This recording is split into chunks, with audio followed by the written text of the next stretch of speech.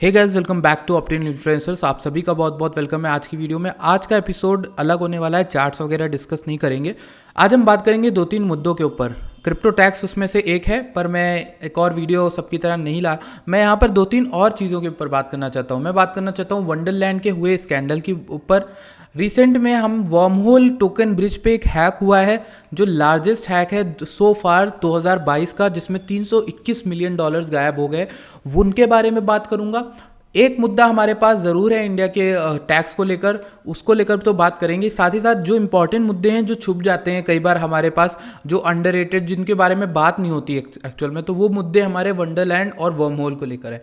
तो सबसे पहले हम लोग बात करें, उससे पहले आपसे एक रिक्वेस्ट है, अगर आप फर्स्ट टाइम चैनल पर आए हो तो हमारा मोटिव यहाँ पर एजुकेशन देना है, आपको सिखाना है और साथ ही साथ खुद भी सीखते जाना है, आप लोगों से जो कुछ सीख सकते हैं। तो चैनल को सब्सक्राइब करिएगा, वीडियो लाइक कीजिएगा अगर आपको कुछ एट दी एंड समझ में आता है, कुछ अच्छा लगता है। आप ट्विटर पे भी फॉलो कर सकते हो हमें। सबसे पहले हम बात शुरू करते हैं। इंडियन गवर्नमेंट ऑब्वियसली, जिन्होंने अभी टैक्स का प्रपोजल लॉन्च किया है और उसमें 30% टैक्स यहाँ पर लगाया गया है।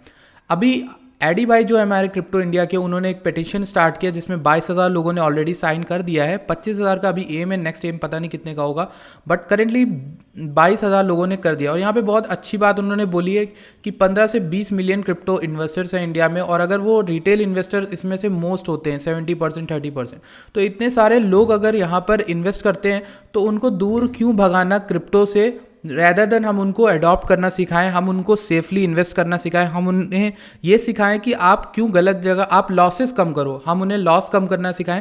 इसके बजाय ये थोड़ी ना कि हम पूरी इंडस्ट्री से उन्हें भगा दें। तो इसके ऊपर बात करेंगे। सबसे पहले हम देख लेते हैं कि डिजिटल रुपी जो है वो कॉन्सेप्ट क्या होता है। डिजिटल रुपी के बारे में मैंने आपको बताया है पहले, बहुत पहले बताया था, आज से 7-8 महीने पहले वीडियो बना दी थी। अगर आपको, जो लोग नए होंगे, जो लोग पुराने होंगे, उन्हें पता होगा। तो डिजिटल रुपी पर गवर्नमेंट ने बोला था अपना आइडिया, और ये अगले साल तक आई थिंक आ भी जाएगा। सीबीडीसी करते हैं क्या? सीबीडीसी ये करते हैं कि आपके जो भी नोट्स, करेंसी जो भी घूम रहे हैं, उनको ज़्यादा से ज़्यादा हम लोग डिजिटलाइज करने की कोशिश करते हैं। और हर एक सीबीडीसी यानी हर एक कॉइन जो होगा वो एक तरह का क्रिप्टो कॉइन होगा, जो सारी जनता को दिया जाएगा। तो हर कोई अपने वॉलेट में, मोबाइल या फिर डेस्कटॉप कहीं भी यूज़ करके उन्हें स्पेंड कर सकता है। अब सीबीडीसी की खासियत देशों को क्यों होती है, जितनी भी कंट्रीज उनको क्यों होती है?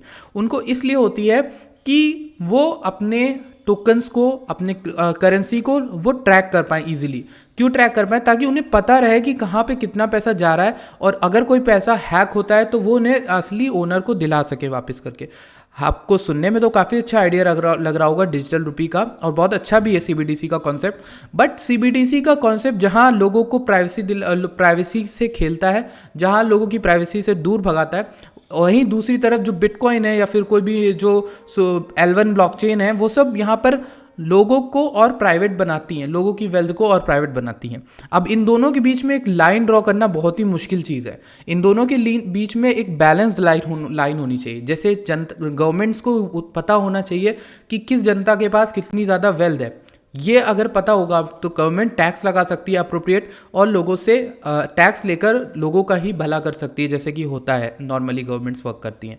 लेकिन अगर क्या हो कि हर एक रुपी, हर एक डिजिटल रुपी को ट्रैक किया जा सकता है, हर एक गवर्नमेंट, या फिर चाइना की आप युआन ले लो, कोई भी देख लो, वो एक एक डिजिटल रुपी, एक एक डिजिटल युआन को ट्रैक किया जाएगा, तो सबको पता होगा कि कौन सा खर्चा कहाँ जा रहा है, which is a violation of privacy I think. But I am not against any government, I am not against the bill. मेरे को बहुत पसंद है कि ऐसा कुछ होगा तो इंडिया में क्रिप्टो एडॉप्शन बहुत बढ़ेगा। जब टैक्स लगेगा तो लोगों में जो और ज़्यादा जागरूकता आएगी, लोगों को पता चलेगा कि ये कोई गलत चीज़ नहीं है। अगर गवर्नमेंट ने इसको इम्प्लीमेंट किया है तो मतलब ये कोई गलत चीज़ नहीं है, और बहुत सारा पैसा आएगा। आपने देखा होगा WRS का प्राइस भी बढ़ा हुआ था। तो पर लोगों का कहना ये है कि 30% टैक्स बहुत ज़्यादा हो जाता है।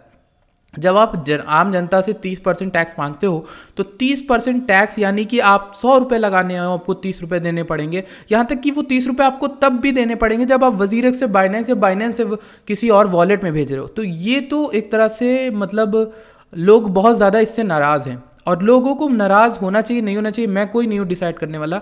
बट अगर आप वॉलेट में से ही अपने एक वॉलेट को ट्रांसफ़र करते हो, इसको आप ऐसे समझ लो कि आप कभी ग्रो ऐप अगर आपने यूज़ किया है इन्वेस्टमेंट के लिए, या कोई भी इन्वेस्टमेंट स्टॉक से रिलेटेड जब आप करते हो, तो उसमें आप अपनी वॉलेट में जब पैसा ऐड करते हो, तो मान लो आपको हर बार 30 रुपये देने पड़ रहे हो, ₹30, 30,000 अगर 1 लाख करते हो तो ये कैसा लगेगा आपको as an investor, as an retail investor, as a long term investor, तो आप मुझे बताना नीचे कमेंट करके।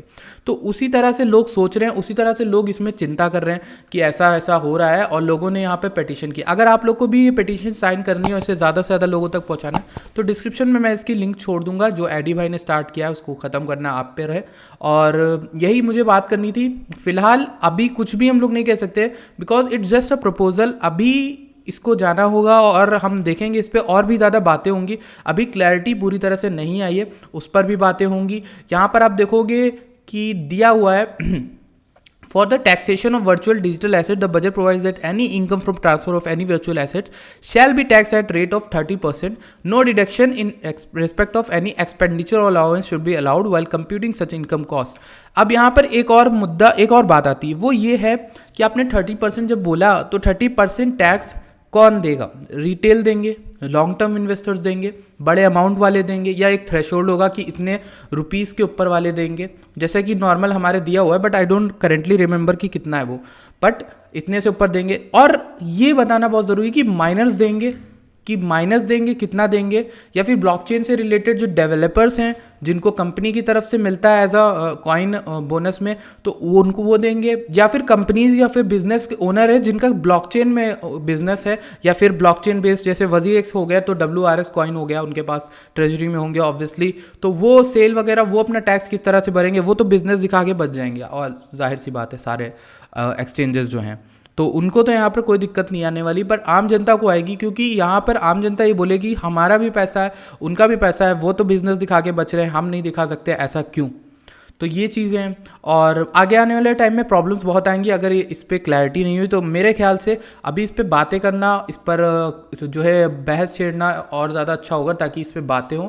मैं यहाँ पर इस मूवमेंट को सपोर्ट करूँगा कि इंडिया में क्रिप्टो जो है उसको लेकर यहाँ पर नॉलेज फैलाई जाए, और टैक्स को लेकर यहाँ पर यही है कि आने वाले टाइम में लोग जैसे जैसे जानेंगे, और रिटेल इन्वेस्टर को ज़्यादातर हटाने के लिए ये सब चीज़ें की गई हैं, ये जाहिर सी बात है।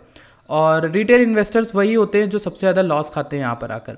और यहाँ पर और भी कुछ इंपॉर्टेंट तो है नहीं, लीगल टेंडर नहीं बनाया गया, ये साफ बोला गया था। हाँ, यहाँ पर आपको दिया गया है कि ITR में एक और आपको फॉर्म दिया जाएगा, उस कॉलम में आपको टैक्स पेयर्स को क्रिप्टो करेंसी व अन्य वर्चुअल डिजिटल एसेट से हुई आय को दिखाना होगा। ये भी एक इंपॉर्टेंट चीज़ है जो आपको पता होनी चाहिए। 30 फरवरी से टैक्स के अलावा 50 लाख से ऊपर क्रिप्टो इनकम होने पर 15% का सरचार्ज भी चुकाना होगा। यहाँ पर दिया है 30% टैक्स के अलावा 50 लाख से ऊपर क्रिप्टो इनकम होने पर 15% का सरचार्ज। अब ये सब न्यूज़ मैं पढ़ रहा हूँ फाइनेंशियल एक्सप्रेस पर, तो जाहिर सी बात है कुछ यहाँ पर पीछे होगा, बट फिर भी मैं मानता नहीं जब तक मुझे ऑफिशियल अथॉरिटी से कोई उनकी वेबसाइट पे नहीं दिखता ऐसा कुछ। तो अभी यहाँ पर लोग यही सजेस्ट कर रहे हैं कि टैक्स सही है, बट अभी आने वाले टाइम में क्या होता है वो देखना होगा। फिलहाल अब हम बात करते हैं वंडरलैंड के हैक के बारे में। वंडरलैंड टाइम टोकन, इसके बारे में मैंने आपको बताया था बहुत पहले, और सजेस्ट भी किया था, ऐसा नहीं है कि मैंने सजेस्ट नहीं किया था। ये सजेशन का कॉइन है, तभी मैं इस पर डिटेल वीडियो बना रहा हूँ ताकि लोगों को पता हो कि मैं यहाँ पर चुप नहीं बैठ रहा हूँ इस चीज़ पर। देखिए वंडरलैंड टाइम जो है वो बहुत अच्छा हाई APY दे रहा था, और ओम का यानी ओलंपस का ये फोक था, ठीक। और ये जो फोर्क है ओलंपस डाओ का फोक था, मोस्ट सक्सेसफुल फोक था, और बहुत ज़्यादा रिटर्न्स ला कर दे रहा था। पिछले कुछ समय से ऐसा हुआ है कि एक बहुत बड़े बंदे थे, मतलब एक बंदे थे जिनका नाम आया था crypto related frauds, credit card frauds. उस कंपनी का नाम था क्वाड्रिगा CX। क्वाड्रिगा CX के एक मेंबर थे जिनका नाम सामने आया है वंडरलैंड की टीम में, और अभी रिसेंटली उन्होंने अपनी आइडेंटिटी रिवील की। जो ट्विटर पे चल रहे थे 0x सीफू नाम से, उन्होंने बताया कि मेरा नाम, मैं एक्चुअल में माइकल पेट्रिन हूँ, और माइकल पेट्रिन जो है उन पर कई सारे फ्रॉड्स के जो है केसेस चल रहे हैं, और वो पहले क्वाड्रिगा एक्स में काम करते थे जिसने $190 मिलियन क्लाइंट के फंड लेकर भाग गई थी ये कंपनी।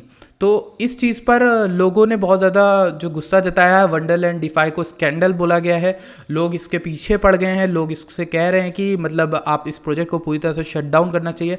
आप देखोगे एक महीने में अगर मैं आपको दिखाऊँ तो वंडरलैंड डिफाई कहाँ से कहाँ आ गया है। $2000 प्राइस चल रहा था, अभी करेंटली इसका प्राइस चल रहा है ओनली $285, यानी 10x होने के बजाय ये बाई 10 हो गया। तो ऐसे कॉइन में अगर आपने इन्वेस्ट किया था या फिर हमारी वजह से भी किया था, तो आई होप आपने उस समय भी सुना होगा कि प्रॉपर रिस्क मैनेजमेंट बहुत इंपॉर्टेंट है। एंड मेरा भी यहाँ पर छोटा मोटा फंड गया है, पर मैंने रिस्क मैनेजमेंट करके दिया था और वो जमा किया है। तो फिलहाल के लिए मैं टाइम टोकन जो अपने हैं उनको एग्जिट करना ज़्यादा प्रेफर करूँगा, और अगर किसी के पास हैं तो वो भी एग्जिट कर सकते हैं और अपने अनस्टेक कर सकते हैं, बिकॉज इट्स नॉट मतलब ऐसे प्रोजेक्ट में हमें इन्वॉल्व नहीं होना है जिस प्रोजेक्ट में ट्रस्ट नहीं है जनता के बीच में।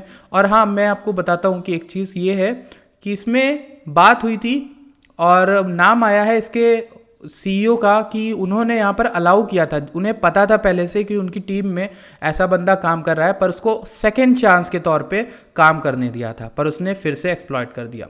वर्म होल के लेकर एक बात आई है, वो ये है 321 मिलियन का लार्जेस्ट हैक हुआ है, जिसमें इथेरियम एंड सोलाना 120 के WETH यानी wrapped Ethereum tokens remove from platform and distributed between hacker की सोलाना वॉलेट और इथेरियम वॉलेट में बांट दिए गए। और ये हैक जो हुआ है वो बहुत बड़ा हैक है अभी तक का, और 2022 में अगर हम बात करें, और यही बात है। और इस पर देखते हैं, ऑब्वियसली वापस लाने का काम किया जाएगा।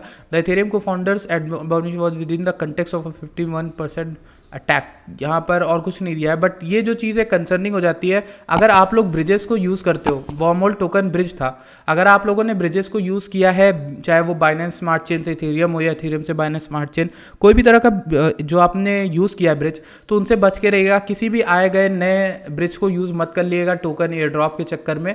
जो प्रॉमिसिंग लगे, जिनकी टीम अच्छी हो, जिनके फाउंडेशन अच्छी हो, उन्हीं को यूज़ करिएगा और बच के रहिएगा। क्योंकि वर्म होल जैसे प्रोजेक्ट पे अगर हो गया तो इसके एयर ड्रॉप के लिए अप्लाई किया है, सभी ने किया था सोच के, लेकिन यहाँ पर ऐसा हो गया अनहोनी। तो बेसिकली यही वीडियो थी, आई होप आपको अच्छी लगी। अगर वीडियो अच्छी लगी प्लीज़ वीडियो लाइक करिएगा, एंड इस एडिशन की लिंक मैं डिस्क्रिप्शन में दे दूँगा। Thank you so much for watching this video.